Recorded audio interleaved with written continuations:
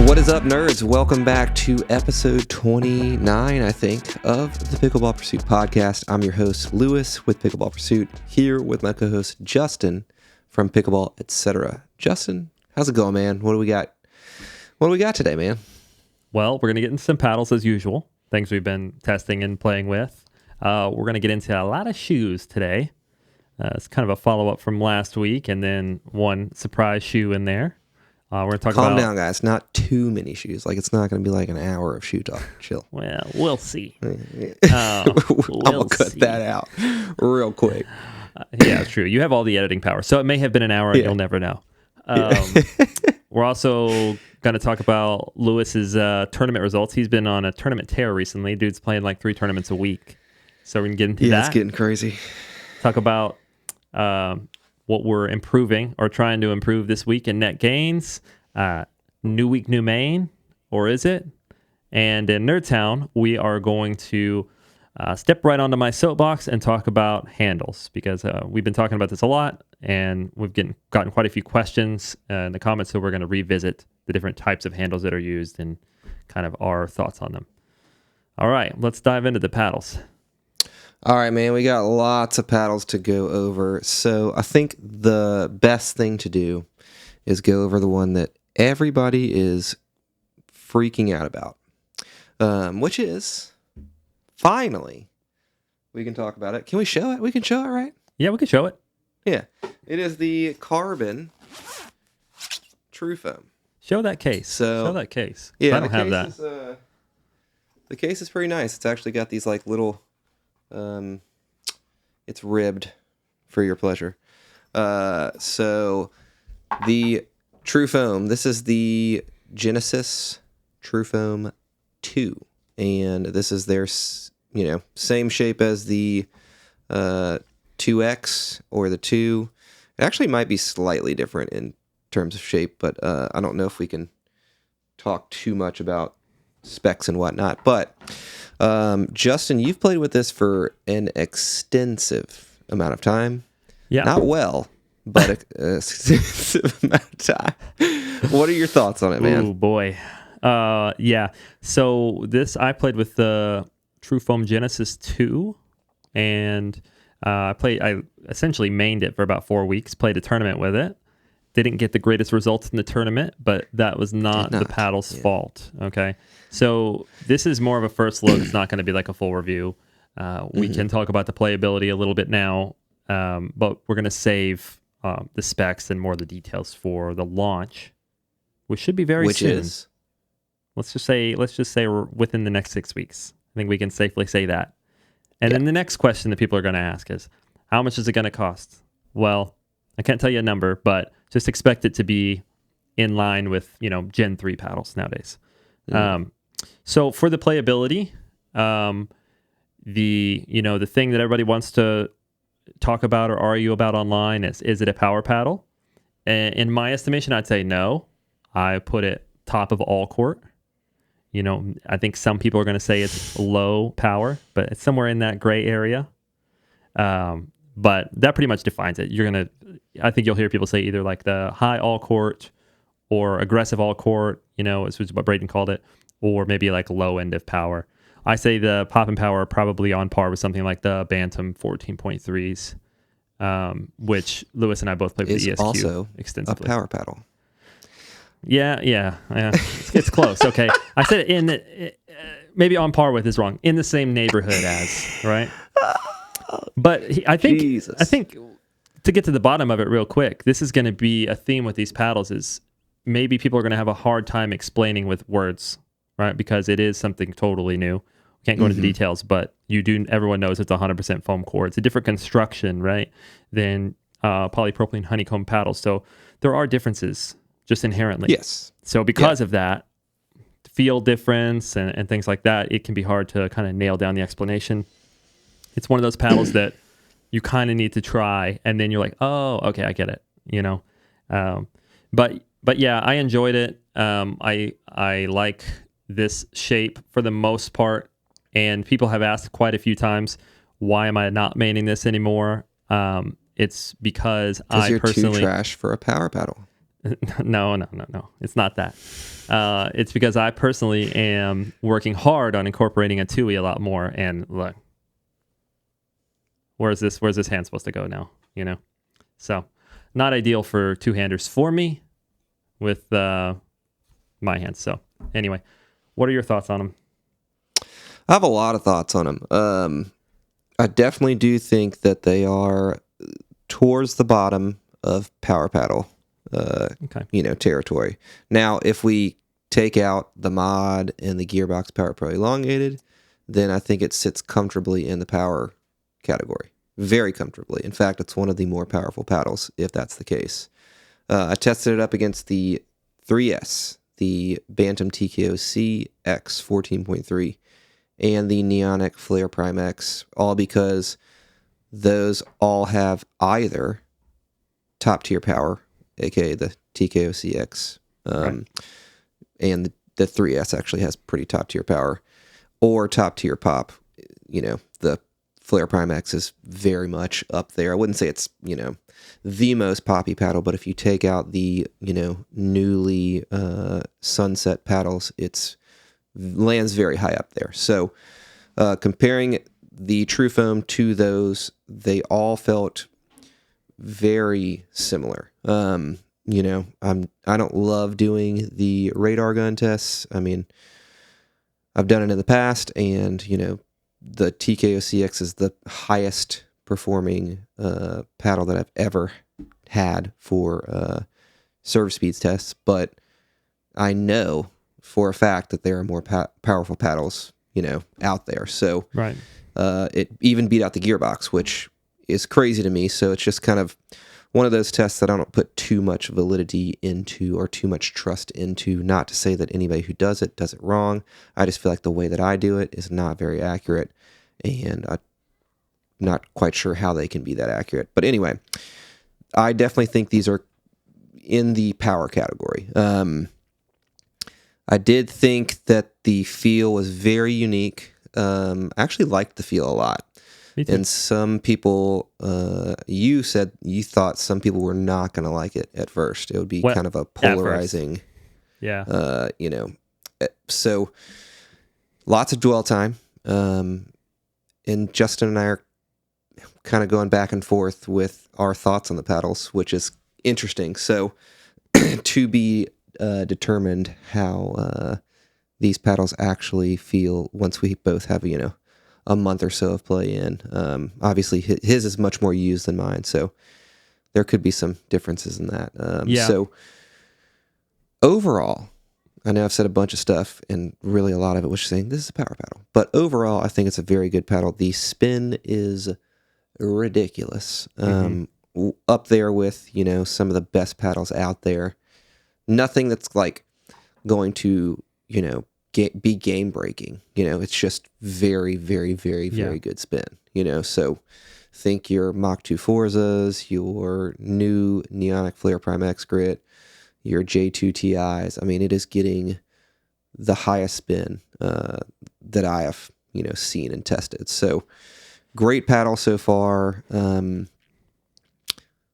Not sure it's going to be a main for me, but it is a very, very intriguing paddle. And if everything goes according to plan, this will be a great step in the right direction for paddles and their, construction. So excellent job to Carbon.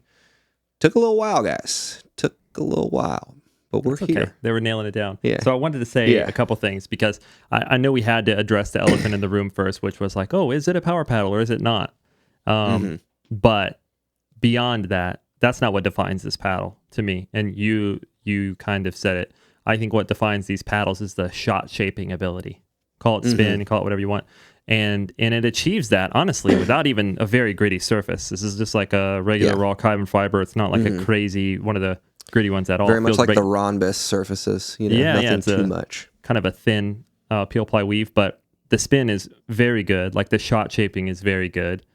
And what I was telling Lewis is that I think that these paddles, because they're kind of pretty unique in their feel, that they're not great first impression paddles. Now, I didn't have a great first impression. I had to stick with it and get the feel for it. Before I was like, oh, now I get it. And, a lot of people who I've put it into their hands here locally, if they don't play with it long enough, they don't have a great first impression if they're used to just traditional paddles. And people who play with it long enough to get it, they're like, oh, yeah, now I get it. So I think it's a combination of just it being kind of a unique feel. And also I think they have kind of a interesting launch angle. So, and we'll get to talk more about that once we know more. But, and one other thing I want to say, you said I played with mine extensively. I did with this 2 shape.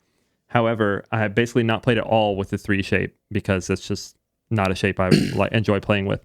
So, in my own curiosity, I now played the essentially brand new 3 next to the 2, and I noticed very little to no break-in the way that foam paddles, you think of them break in and change to get more powerful. That's not the case here. So that's a good thing in my book, by the way. Yeah. So anyway, just wanted to say that as well. Very quickly that I did not have any issues with the feel in my first initial impressions. That's good. Felt like it was great. So nothing too polarizing there in terms of that. Probably more people than not will not have a issue, if I would imagine. But we'll move on to officially the J2K Plus and J2TI Plus production models came in. I did quite a bit of hitting with these today. And J2K Plus. All right, so Jam has specifically said, sorry for hitting the mic, that these will be hotter than the J2TI. Now, I can 100% confirm that the J2K Plus, out of the box, brand new, untouched, the power is on the same level as my broken in J2TI Plus prototype. So, the J2TI prototype, the TI Plus. Letters, not really your thing. I can't. Letters, reading, just anything that requires brain power, pretty tough for me. But the prototype model and this one felt very similar in power. The prototype, obviously, since it was broken in, was just a touch more powerful. The sweet spots on these are freaking massive, dude. I mean, it's like unbelievable how big these sweet spots are. Probably some of the biggest on the market in a stock form. So crazy. Again, this J2K Plus is definitely going to be hotter. Noticeably more powerful and poppy than the TI Plus. And this thing just like grabs ball dust. Like it literally like ripped up. I had like a giant chunk, I swear. Like it was like a 1/4 inch long of like plastic stuck to this. And this is not nearly as gritty as the TI. The TI is like sandpaper. So you get insane spin on these. I mean, you can see like the strips of ball dust on it in the middle of the paddle right there. But I had an even larger one earlier that I haven't that I pulled off. But these paddles are going to be very interesting. If they can maintain their integrity and not exceed a level of power, or go past the threshold of power, these are going to be, just like the J2K model, these will be the most popular hybrid by a long shot. It's not even close. So excellent work from Honolulu. When these drop, hopefully this month. I was going to say when. Do you know? A lot of people are gonna buy them. It should be this month. They are waiting on approval. So, or whether or not they approve it, they are going to release it, which is not something that is very settling. But another topic. So, I would imagine it gets approved. I don't think there's any way that it does not get approved, but I think that was just Jam saying we want the people to have it. So another paddle that I finally got to test out, you hit this a little while ago, which is the 247 Athletic Mystic. Now, this is a pretty unique paddle. It is a custom molded shape. It is elongated, has a very, very nice long handle, similar to the Hirachi X. And it has the face material is eluding me right now, but basically Kevlar. And you said that this has a layer of fiberglass. Do you remember which layer it is?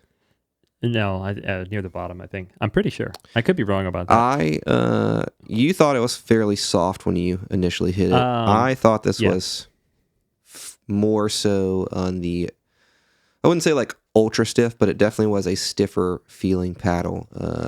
Could be the combination that it was cold outside. That's kind of been skewing a couple of my paddle, thoughts, it's feelings. been a while since I've hit it with it, to be fair.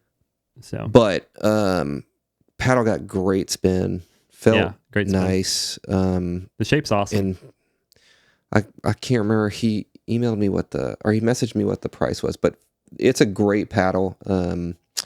It was very competitively priced. Let me double check. The guy's name, by the way, is a young guy named Ryan who owns this company, and you can look it up. 247 Athletic. It's pretty cool 18. what he's doing. Yeah, it's pretty cool what he's doing. He's like making. He's kind of like bringing you along with his process of starting this company and designing the paddles.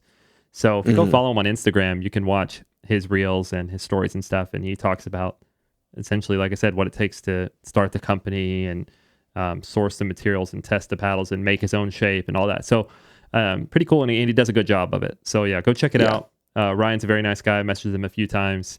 I only played the paddle a little bit. To me, it was like, I thought it was a fairly plush feeling all court elongated paddle, but had a very nice shape with a nice handle. The shape sort of reminds me of the Hirachi X shape in that it feels like a little bit of a maneuverable elongated with a long handle. And the feel and spin were great on the ball contact. Wasn't your swing weight like 115? 118, I think. It's pretty good for an elongated. Still pretty good, yeah. Yeah. But it's 123 before code pursuit, which will bring that 10% off that. So what is that? 111. So great price. A very premium feeling paddle. It's a good paddle. And the handle is very solid. It's got the hard pallets, which Justin loves, and not as much as a molded handle, which we'll get into later. But there's really nothing negative I can say about this paddle. If he can come up with a couple more custom shapes, they will easily be, a company to be on the lookout for, So 247 Athletic, the Mystic, solid paddle. Ryan, thank you for sending this over. He actually said that he was a viewer and watcher of this channel before. I don't know why. I don't know either. Definitely not for me. But thank you for sending that over, dude. Great work. Hope to see some more stuff coming from you soon. So on to a more older brand. Not old by any means, but an older brand, GRUVN. They sent over the LAZR 16 HD to me as well as Justin. Justin, have you had a chance to hit this yet? No, I did show it last week, and I love the shape, and the metrics were really good. I tested it, but I didn't actually play with it yet. Did you get your swing weight and twist weight numbers? I don't remember off the top of my head, but I remember being like, oh, these are good. Mine are crazy numbers. This is a 16.2 by 7.8 width paddle. So great shape just off the bat, and it came in at 7.76 ounces. So I'm not sure how, what the average weight is on these, but that's pretty light. However, I prefer them to come in a little bit light because the swing weight on this was 110. Wow. Which is super low for a hybrid. Crazy fast for a hybrid shape paddle. One of the lowest that I've tested. And it's a good looking paddle. And I hit with it a little bit. I'm going to hit with some more. I might play with it on Friday. But nothing stuck out to me negatively. It felt like it got great spin. Felt a little bit softer, not super powerful or poppy, just strictly in that all court category, which is a really good place to be for, a hybrid shape paddle that's this quick. So, well, the 16X or, the other shapes of that same build we liked. They're just like a solid all court, does everything well, looks good. So to have that and then in a great hybrid shape with great metrics like swing weight and twist weight, that's a win.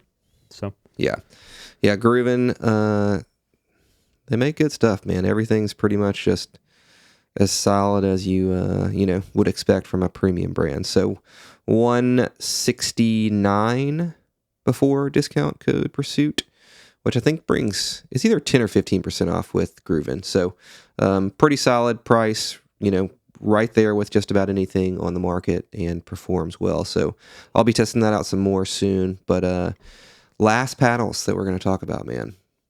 We all got them. And this is kind of just a little bit of a setup to what we'll be talking about later. But the new 11.624 JellyBean and... Where is it? This is the All Court. The All Court. They all look the same. Yeah. Yeah. The All They do Court. Look the same.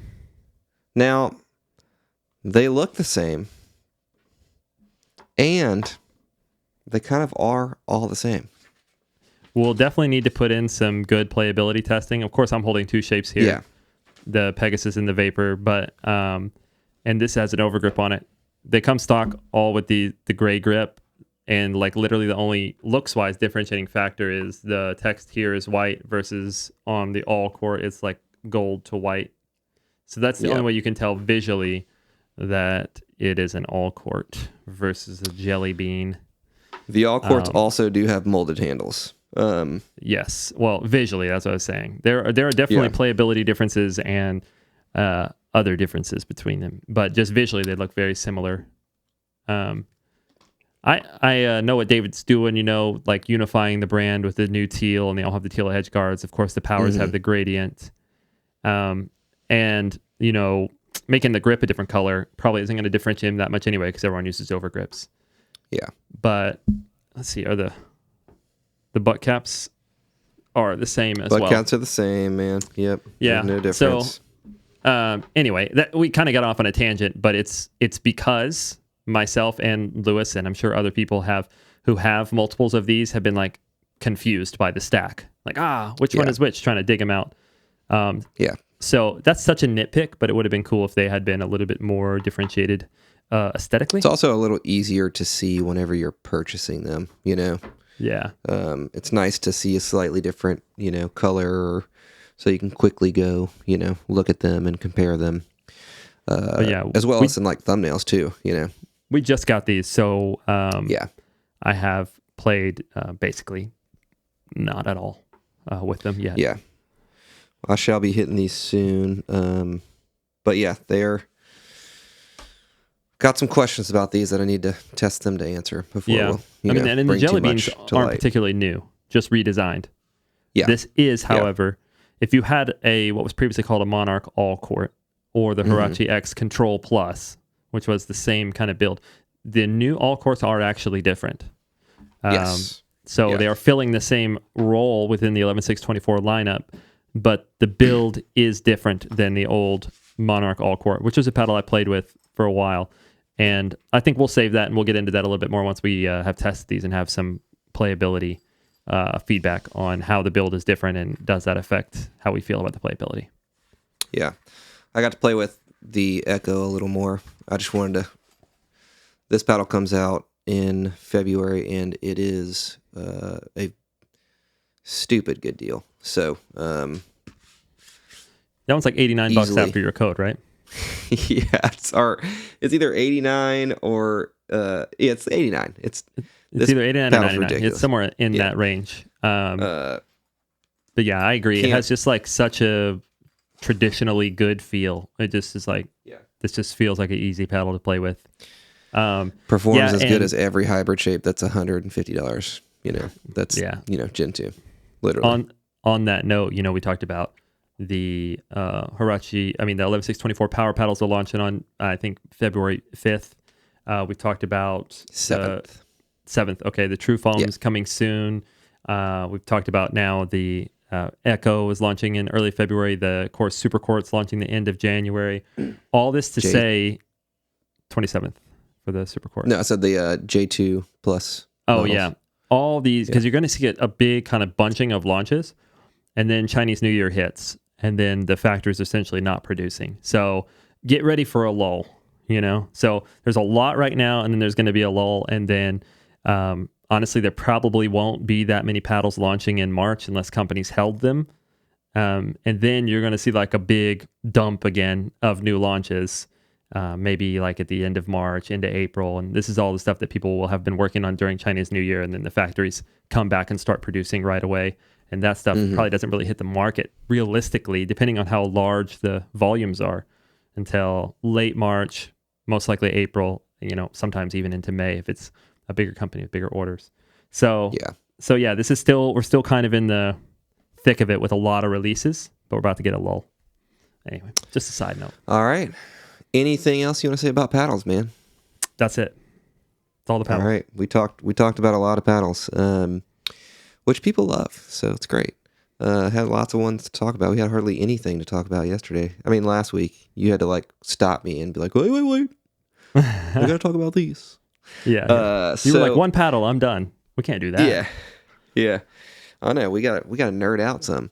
So this past weekend, last week, we asked you guys, should we play in the 3.99 or the 4.49 division? And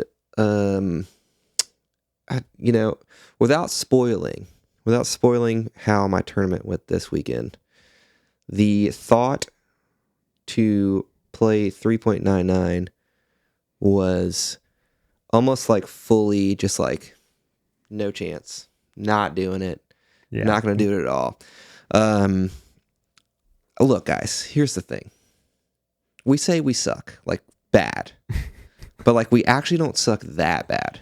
Just a little. Like we just like if you compare us to like, really good players, we're not really good players. Yeah. But the thing about us is that we are unbelievably inconsistent. We just got to drill the consistency into us. Yeah. I would say we were very inconsistent in the past. The past two tournaments, guys, I mean, I'm not tell us about them or what? Not trying to blow smoke up my butt, but I felt like I played very well. I held my own significantly and was every bit deserving of the results that happened. So I don't think that 3-5 is a division that I will ever even think about playing ever again. However, we took your guys' advice to heart. All right. There was, by the way, a lot of comments. A lot that said, play 3.99 and under. Play 3.99 and basically unanimously. We said, should we play the 4.49 and under or 3.99 and under? And you guys were like, tell us what your coach said. What's your coach say? I forgot. You put me on the spot here. If you play 3-5, he said something like, I'll kill myself or something like that. I'll go into a depression or something. Yeah. He said he was going to be massively depressed. But hey, man, we got to listen to our commenters. Whenever 97 comments say play 3.99 and under, we got to do it. So we signed up for 3.99 and under. We actually didn't sign up for 3.99 and under. Yeah. We haven't even signed up for anything yet. But we're going to. Yeah. Tell them what we're going to do, man. What are we going to do? All right. Well, they didn't have to know that we didn't do it yet, but we are going to sign up for 3.99 and under, just for you guys. Yeah. But for y'all. We're also signing up for 4.49 and under for us. So now we're getting all the answers, all right? I asked the tournament director if there was any overlap, if there are any time constraints, can we play both? And they said, look, as long as your duper is under 3.99, you can play both divisions. So we're playing both divisions. And we'll see. We'll see who's right, which I'm a little bit scared of. We'll see. But I mean, I wouldn't even that was think the ultimate answer. It doesn't. We could do better in 4.49 and under than 3.39 and under. You know, it's just one of those things. Tournaments, we'll talk about a little bit later. Tournaments are wild, like literally crazy. Like expect the unexpected because it will happen. Yeah. You know, everybody's nervous, everybody's on edge, everybody's playing differently than they normally would if there was no, you know, money you're the expert or now. Prize on the line. I wouldn't say I'm an expert. Well, but, you've played like 3 tournaments in 2 weeks. Is that right? Yeah. Yeah. All right. Well, give us the update. Come on, dude. About to be You're 4. burying the lead. You're gonna have to wait until I drop the next episode of Pursuit of 4-5, episode 1. Episode 1. Okay. All right then. That's a we good might reason. have. All right. Here's a little. We might need to sign up before I play in the Moneyball tournament this weekend because depending on how many games there are and if I do well, and I think we have a very good chance of winning, I could be too high of a duper to play in 3.99. Okay. So, I hadn't even considered that, by the way. I hadn't considered it because I'm a 3.4, you know. Yeah. It's just not it. I'm officially at 3.75 or 3.78 or something like that. You're really climbing the ranks. So, yeah, climbing the ranks. Well, I was at 3.6, like 2 before this tournament. So went up almost 2 whole, 0.2 dupers. But anyway, I digress. The tournaments are crazy. We're gonna play in both. Why not? We're there. I told Justin, I said it would not be worth it to travel for us to play in a 3-5 tournament. It just wouldn't be worth it for me. That's why we weren't going to do it. We were like, it's not worth it to travel and do all this, effort and spending to play in a 3-5 tournament. It was like, they felt like there was nothing to gain and everything to lose. So we were just going to play 4-0 because that felt like, there's more to gain that way. And our then goal we realized, is to medal. Yeah, exactly. In a 4-0 tournament together. It's not to medal in a 3.5 tournament. That means it's really nothing to us. So it wouldn't be really nothing to gain there. Yeah. So anyway, all right. I thought you were just burying the lead, waiting to tell us about the tournament results, but it does make sense that was a really long and poorly done tease for your next series of Pursuit 4-5. Teasing you guys. Yeah. All right, let's go. I'm not wearing a hat either. Apparently people were just like, oh my God, look at what y'all have done. Everyone who comments about his hair. Yeah, just people were on Discord were like, look at what you've done. Looks so good. And I have to. I'm not gonna lie, I was kicking my little feet. I was blushing hard. Move on. What's the next segment? Come on, let's go. All right, the next segment, we're going to talk about some shoes. I'm going to very quickly go over a new shoe release from none other than Justin's favorite company, Selkirk. So Selkirk has dropped. These are the what are they called? The Courtstrike or something? No. I don't know. They are called. So we'll find it in just a second. But anyway, these are $100. They have 2 models. They have this model and the Pro model, and the Pro model will be $20 more expensive, so $120. And they both will have a 6-month outsole warranty, which is pretty impressive for that price range. Usually, you got to pay, $140. So they are called the Courtstrike and the Courtstrike Pro. So yeah, I wore these today to test them out. They were, it's hard to even say. I feel like this is just like a Gen 2 hybrid paddle. Like it's good, like there's nothing. It's just that it's going to do wrong, but there's nothing that's going to be like, oh yeah, this is unbelievable. So these are going to be good shoes. They're not going to be outstanding shoes. So if you're a Selkirk fan and you like the look of these and you would like a pickleball shoe that has a outsole warranty for a very good price, I think these are an excellent pickup. They will not be ultra durable because they're kind of lacking some spots here where the Pro model is actually covered. If you're kind of like a hot spot dragger, you're probably going to blow through these because this is mesh right here, and this is kind of like a thin layer of I can't remember what the type of material is that TPU. covers the toe. Yeah, TPU. Thank you. So I don't foresee these as being ultra rugged, super durable tanks. I just think that these are going to be more geared towards people who are kind of, dragging their foot, but not toe draggers or side of foot draggers or super aggressive movers. Yeah. So go ahead. Go ahead. No, I was going to say, I was just going to say they're great. Great shoes. Foot Dr. Zach say anything negative. Did a review on the Pro models, which is pretty cool because, it's a pickleball shoe and, he's usually only doing the larger brands. So for Selkirk to get a review on Foot Dr. Zach's channel is pretty cool for them. And he did review the Pro model. He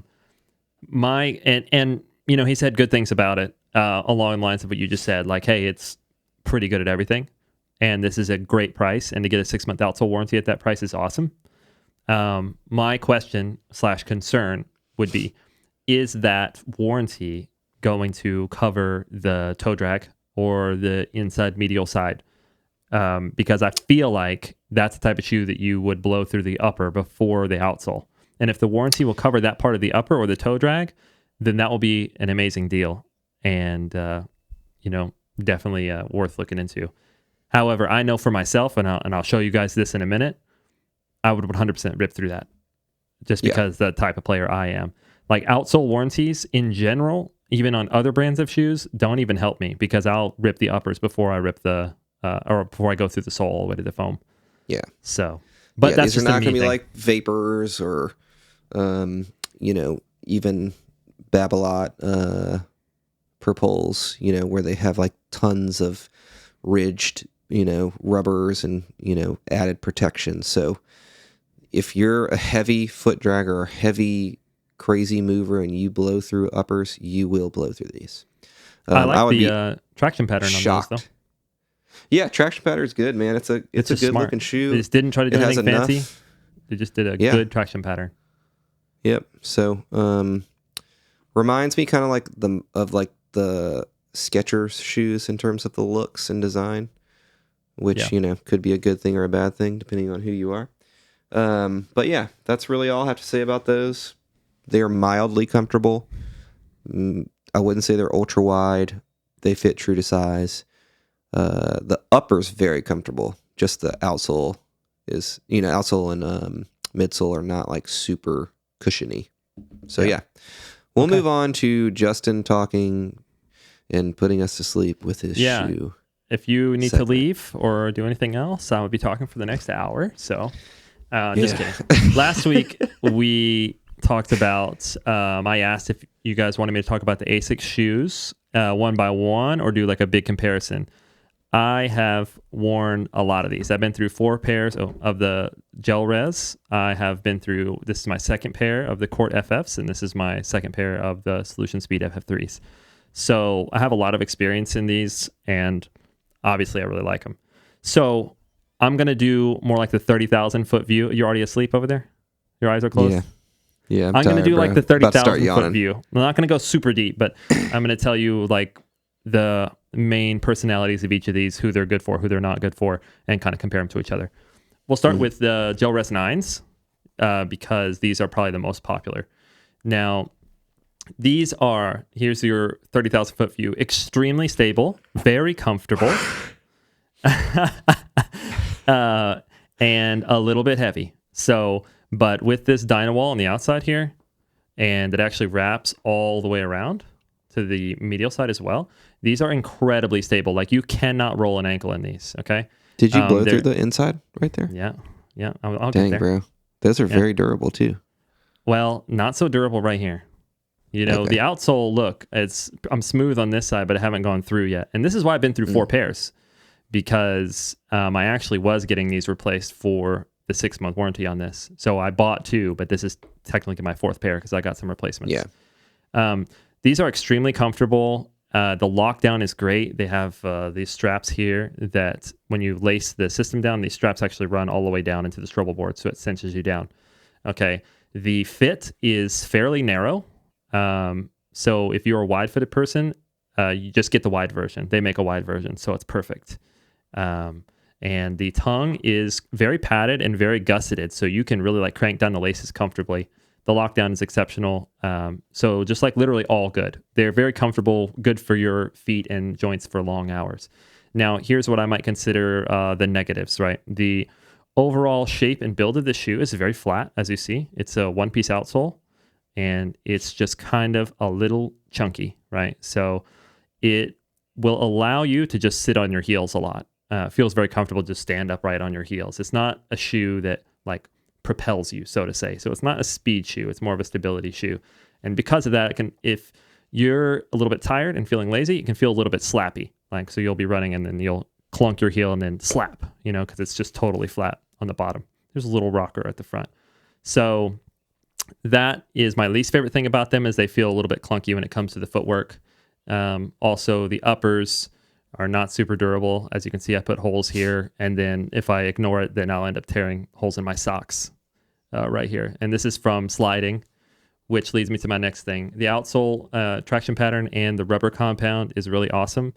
It grips when you need it, but if you want to slide, especially if you're playing singles, these are some of the best sliding shoes, period, on the market. They're just extremely predictable, and because they're so stable, you can just like full blast throw your weight into them and really trust them to stay level and slide. So exceptional sliding shoes. Okay, so that leads me on to the Court FF3s. Sorry, that's these. And these are Novak Djokovic's shoes, and these things are tanks, okay? This takes the durability up a notch, actually, from the Gel Res, but they're also 50 grams heavier. These are the heaviest of the three. So they are a one-piece booty upper, which is very comfortable. The lockdown, again, is exceptional. The durability is better. One of the worst words ever, booty. Booty? Like they couldn't have thought of something else. That's just... It's a little booty. It's like a wetsuit booty, you know what I mean? There's no tongue. It's all one piece in there.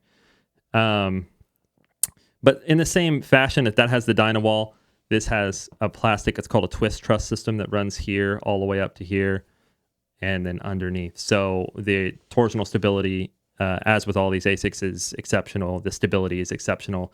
You can also see it's quite wide, the outriggers here and on the heel piece. Where these vary from the Gel Res, first off, like I said, they're 50 grams heavier. They're more durable. This section of the upper is quite a bit thicker, and you have the outsole rubber come up. So I actually don't blow holes in these there. And the outsole, again, is more of a, I wouldn't call it slide first, but it's very slide friendly. But I actually enjoy that this is a three-piece, like a three-pod outsole instead of a single piece. And you can see there's a little air channel here and there's air channel here. It just feels like it allows your foot to move a little bit more ergonomically than the kind of one-piece flat of the Gel Res. And it kind of puts you more on your toes. So this one I find better for running and quick movements. For the fit, again, this is a sort of narrow fit. This one's narrow differently than the Gel Res. The Gel Res is just like toe box narrow. This one is more narrow in the midfoot. So it can cause people pain in their arch right here because it's quite narrow.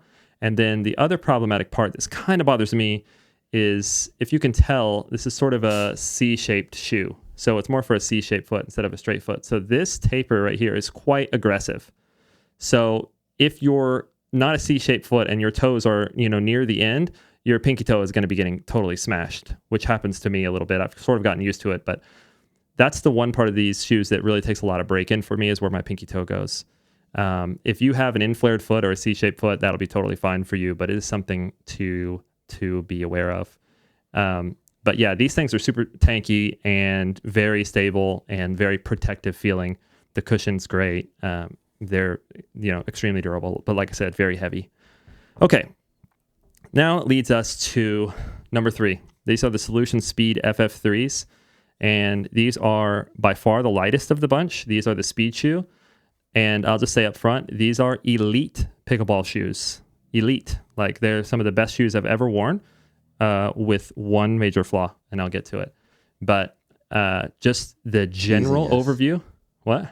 Yeah. The general overview is, if you like the Jet Mach 3s, I don't know why you'd wear those over these. These are better in every single way than a Jet Mach 3. So they still have they still have all of the Asics like stability features. Like this has a speed truss system, as you can see, this plastic piece, and it runs into the forefoot and up here around the heel. So it has more of the 3-piece outsole that you saw in the FF3, but this is an even lighter version. So it just is super ergonomic. These shoes they feel so light and they feel so quick and snappy that you just feel so fast, right? While also feeling stable. They're not quite as cushioned as the other two.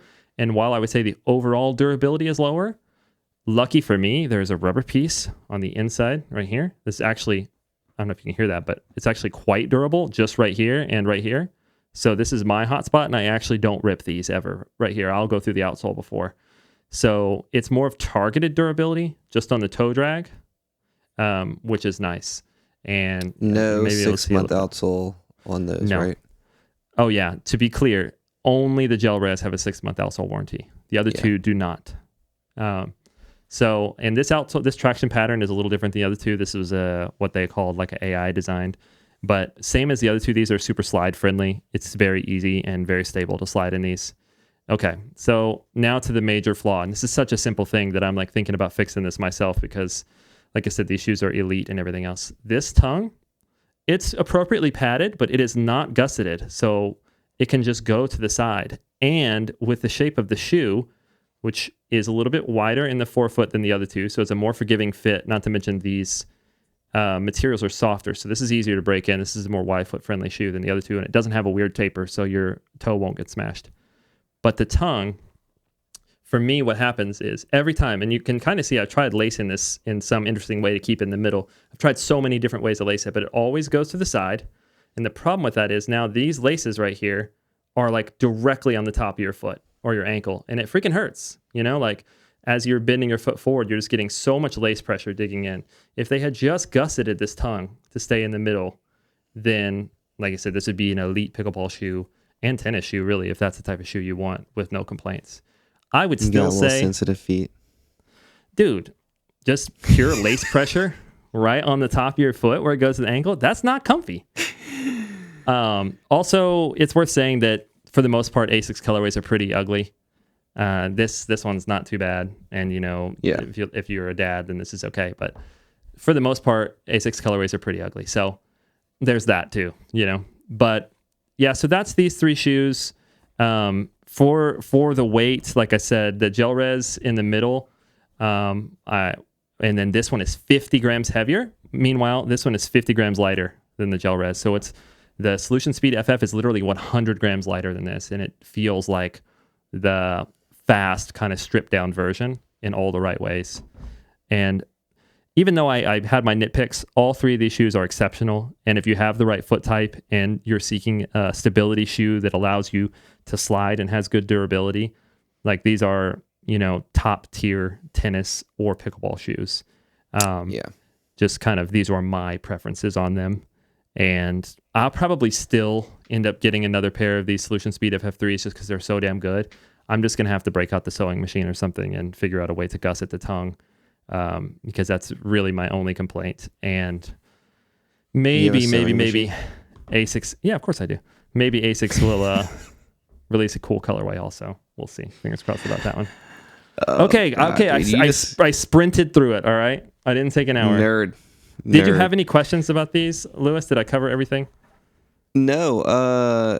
You covered everything. My question was for the speeds, like how comfortable they were and like how cushioned they were, but you answered that they're comfortable but not very cushioned. Moderate. I would say the same level as something like Jet Mach 3 or other speed focused shoes.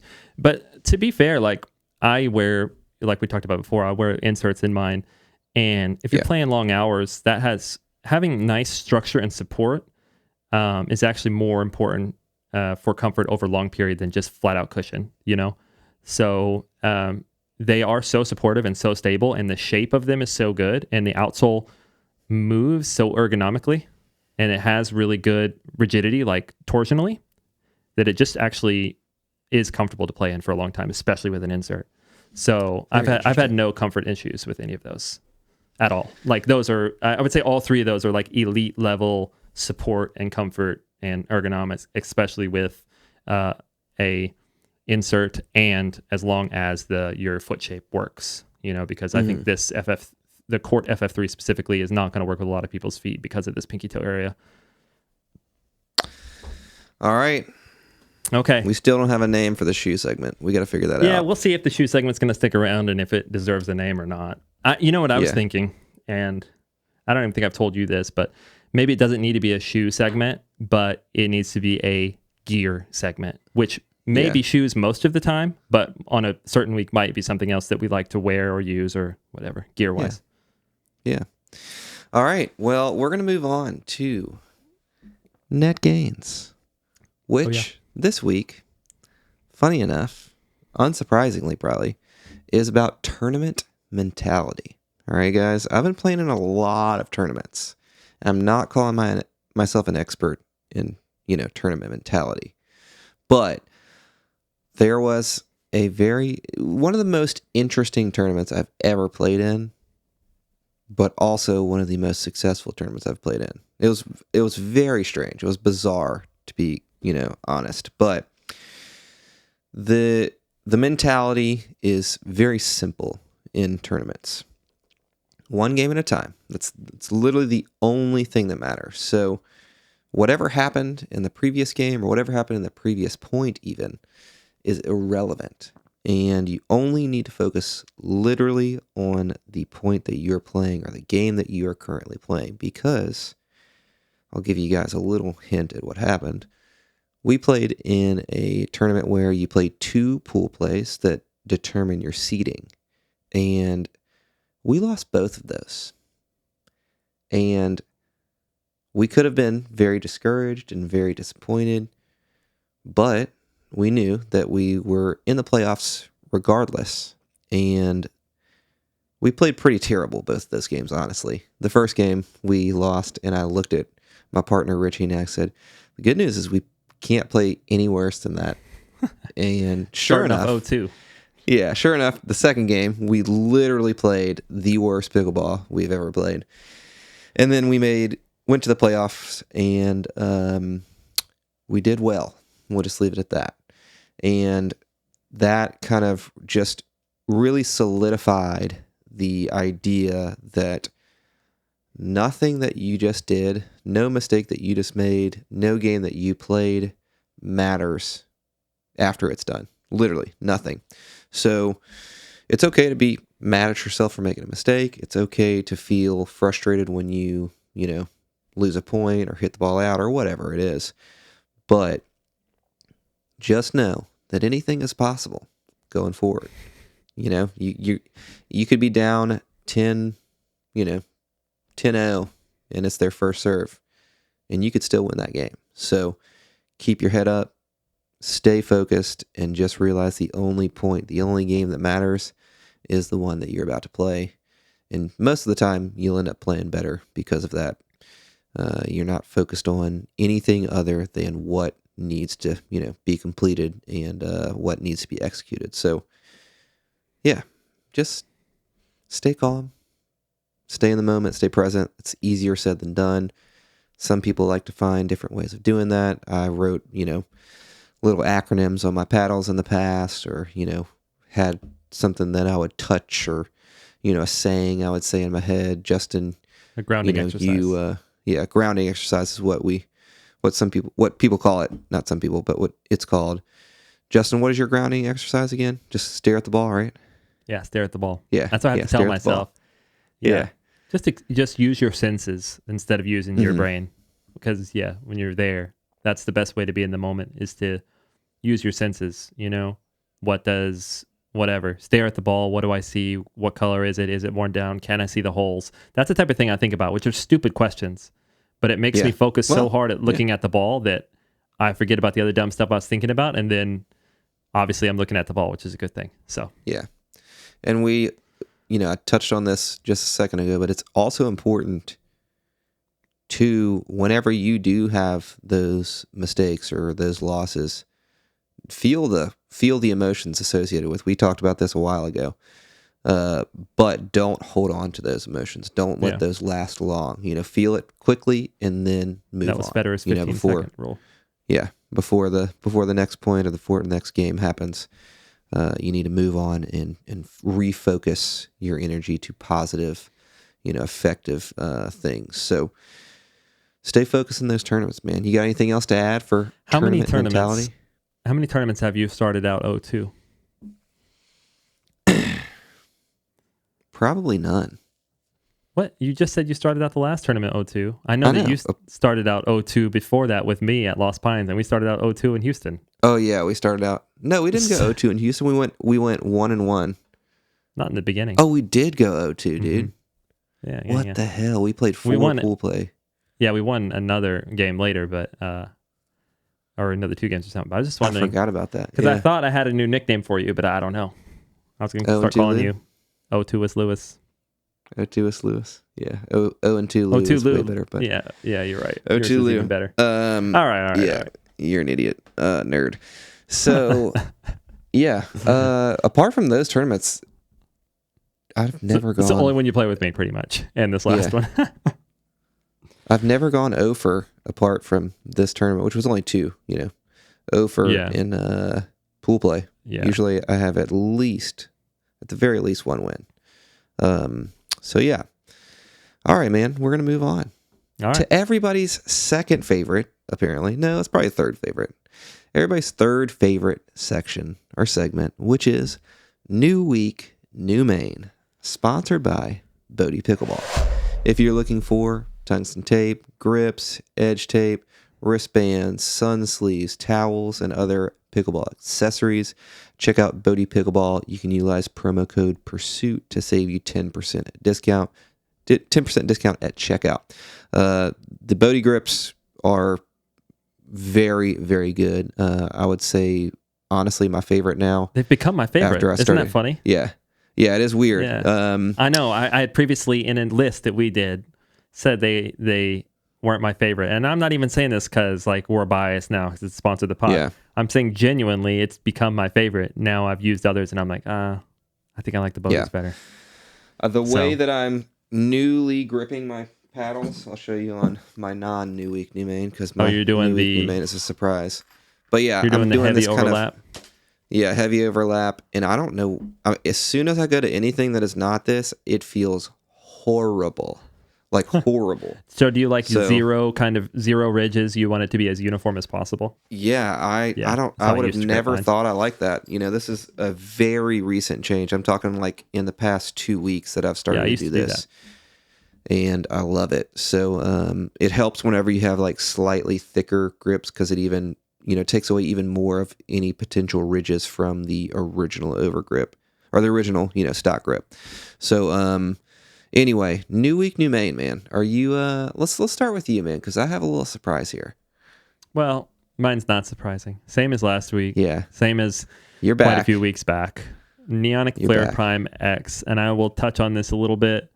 I have been trying a lot of really good paddles, and we'll say flirting with them, a little bit for main. Wow. And the other day, I played probably an hour and a half session, and I played over an hour with a different paddle. And I was like, I love this paddle. This is so good. This might have to be the new main. Man, I'm playing great with this paddle. And then I was like, to make sure. What was that other paddle? It was the Vapor Power. And I was like, just to make sure, let me pull out the main and see. And then I pulled out the Flare Prime X immediately within 2 rallies. I was like, oh no, this is it.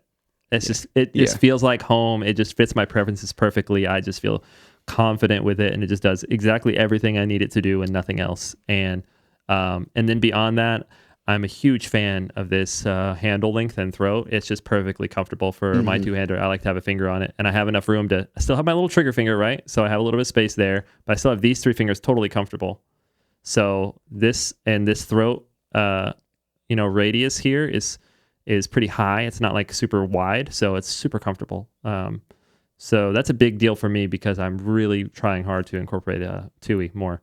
So still Neonic Flare Prime X for me. This is the updated version with that God tier grit. So the spin is crazy.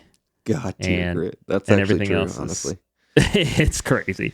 And everything else about the paddle is still awesome from what I loved about it previously. And I mean, look, Code Pursuit, and it's only what, $126.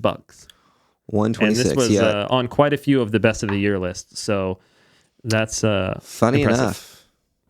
That was on the podium quite a bit at the Snake Slam at my indoor facility. Flare Prime X, I actually see 0 of them in person besides my own. Yeah. There were I saw at the very least 4 people playing with them and 2 medaled. More people need to golds. try it.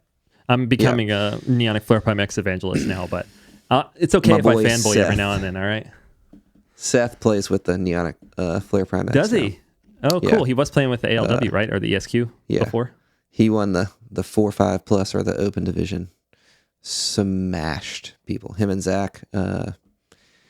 Dude, that's a beast of a team.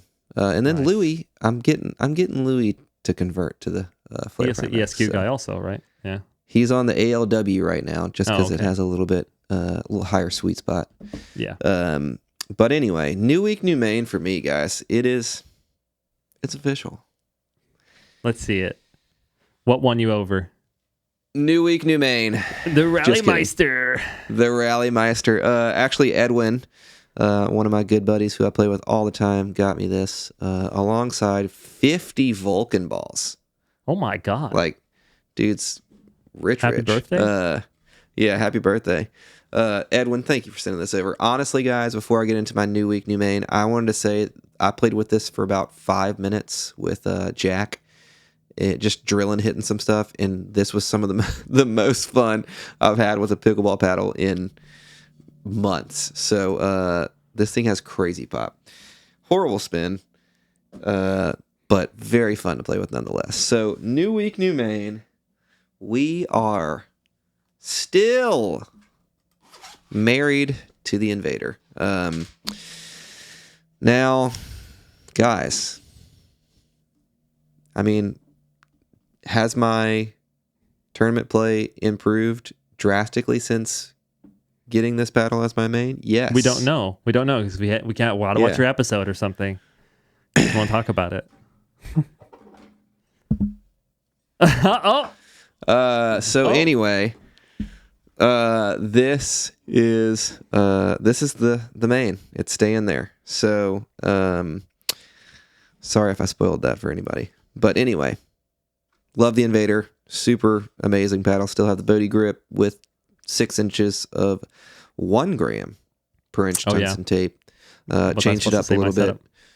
Yeah, and love this paddle. Gets very good spin. It's very maneuverable. Shockingly has quite a bit of power on drives and serves with that layer of fiberglass in the 4th layer of this paddle. So just love this Invader. It really is an awesome paddle. The shape is probably the best hybrid shape on the market, in my personal opinion. Great handle length, just long enough for a 2-hand backhand, which I've been actually is kind of becoming a staple in my game. I'm getting more comfortable with the 2-hand backhand return more than my 1-hand backhand return. I need to get there. And I'm working on it. My 2-hand backhand counter is actually my more dangerous counter now, which is crazy because my 1-hand backhand counter was by far my most dangerous. I mean, that's counter. going to be really good whenever you're playing on the right for your 2-hand backhand counter. No, it's going to be really good when I'm playing on the left and they try to speed up down the line. You want to say my setup, by the way, or no? Yeah. Go ahead, man. That's all I have to say about the Invader. Love it. 7 inches of 0.5 gram per inch Bodhi tongue. Damn, bro. Didn't know you 7 inches. You had to do It's only 3.5 grams, bro. Yeah. On each side. And then Bodhi overgrip. By the way, with all this, it's only 3. This is a 111 swing weight, 7.5 twist weight. So this is a fast boy right here. It's a fast boy. It's actually a little too fast. So I'm going to have to put a little bit more weight on it. I'm ahead on a lot. It's kind of messing with my timing. Yeah. Mine's 116 swing weight, or 115.5 swing weight, 7.5 twist weight. So solid. A little heavier, but I have solid. determined heavily that hybrid shape is the shape for me. It's not a question anymore. There's no, Nice. I played with the Pegasus Power. It didn't feel right. So hybrid is the way that I will be, the shape that I will be sticking with for the foreseeable future. So new week, new main, man. We're still here. Maybe one day something will lure me away. I'm flirting with some paddles. As I thought we were about to come in under an hour, but I just looked at the time. No, dude, we're way over. Dang. We're way over an hour. Because I have a quick NERDTOWN, by the way. So I was like, this is it. This is the one. We're coming in. Well, speaking of, Justin, Mayor, can you bring us to NERDTOWN? Choo-choo. Yes, I can. And quick shout out, real quick at the beginning of NERDTOWN. This is NERDTOWN relevant.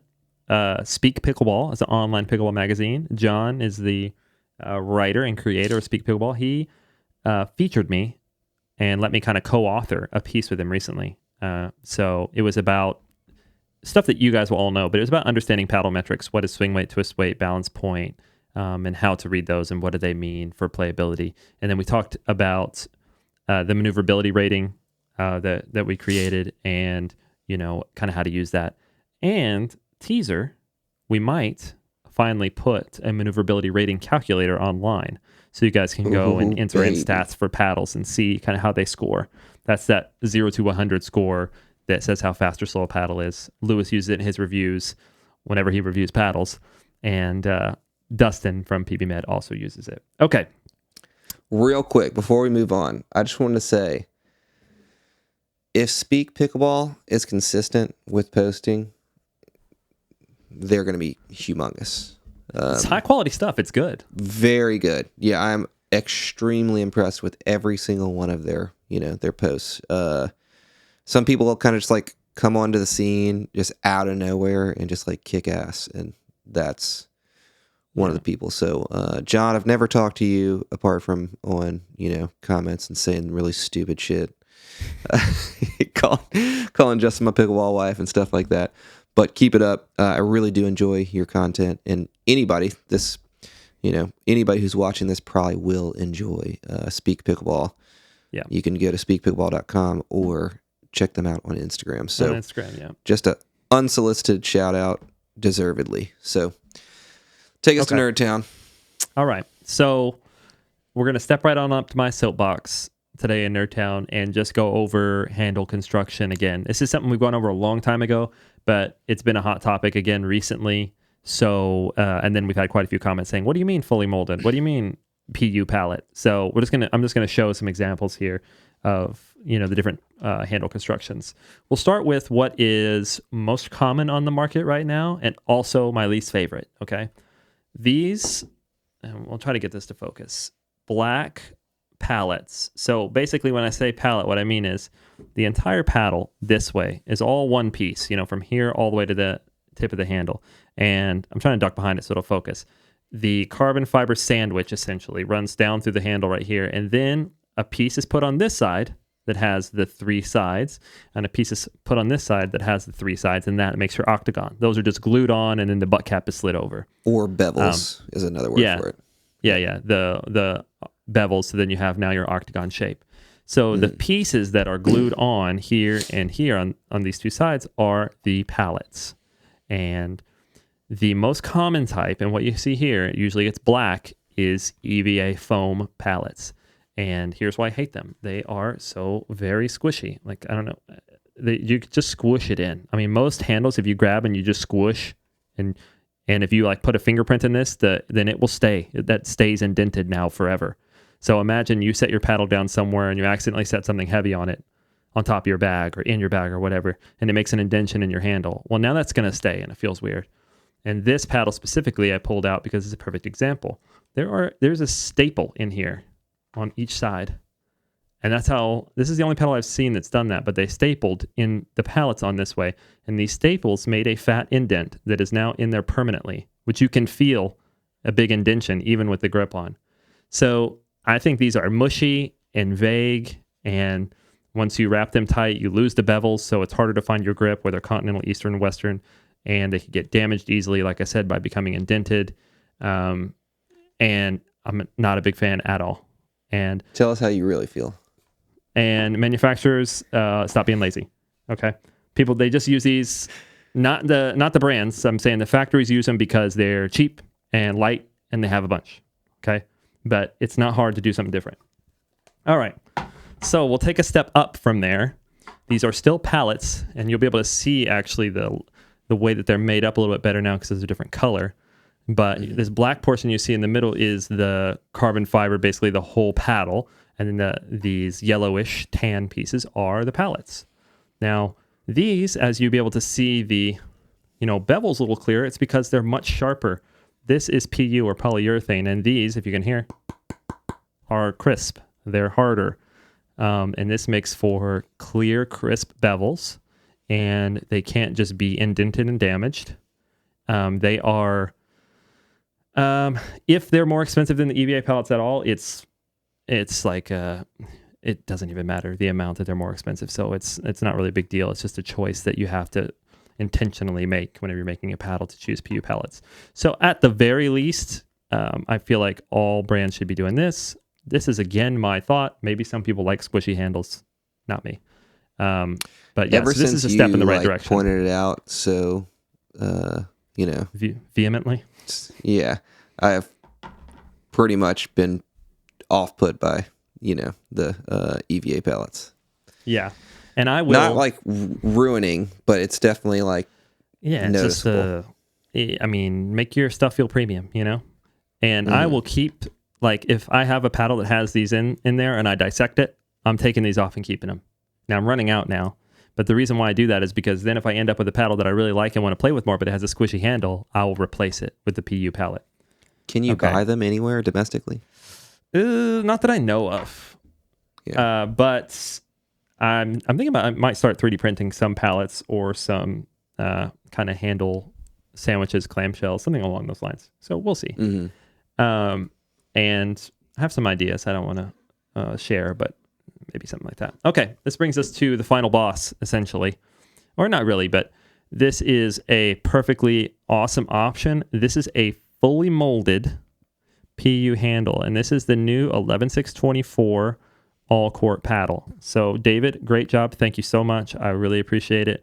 These handles feel amazing, okay? This is one piece, and you can define the bevel length and the shape and the angle and everything very well. And the transition point here, where it goes down to the edge guard, can be very clearly defined in a way that you can't do with just pallets. And it's way more comfortable, specifically in the transition area, where it goes to the edge guard and the throat. And these are awesome. And this is the push that we're trying to make by just me really complaining loudly on the internet. Please, more brands do this. Body Helix does this. Ethos does this. Speed Up does this. Ethos and Speed Up have been doing it for a long time. So good props to them. There are companies that do it. The reason why I said it's the final boss, kind of, because there are other paddles, mostly edgeless paddles, that have this type of same thing, but it's actually carbon fiber. It's fully molded handle, and it goes into the face in one piece. It's a fully molded carbon fiber handle. So yeah, Gearbox, the Power Airs, Selkirk, it's usually edgeless paddles, but those I would consider just as good, if not better than a PU molded handle. But the thing is, on our typical standard sandwich construction, you can't really just mold a carbon fiber handle onto it without spending a lot of effort and money. Yeah. You can, however, mold a PU handle onto it quite easily and pretty inexpensively.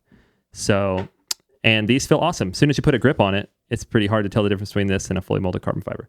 So, all right, I'll step right off my soapbox. Those are handles, and manifesting 2025 as the year of good handles. Let's see. It's the only part of the paddle that you're touching 100% of the time. Make it good. All right, I'm done. All right. Well, on that note, anything else before we sign off? Nope. All right, man. We will be playing hyped up now. 2 divisions in the we'll tournament. See. We got to sign up for it maybe tonight before your duper goes up too high, or something. Yeah. No, I'll be able to do it tomorrow or Friday. So yeah, guys, thank you all very much for tuning in to this week's episode of the Pickleball Pursuit podcast. I'm your host, Lewis, with my co-host, Justin, from Pickleball, etc. Until the next one, if you have any questions, any content, or any topics that you'd like us to cover in future episodes, feel free to put them in the comment section below. Thank you for all the engagement, all the comments, all the likes. We really do appreciate it. Until the next one, we'll see you guys soon. Peace.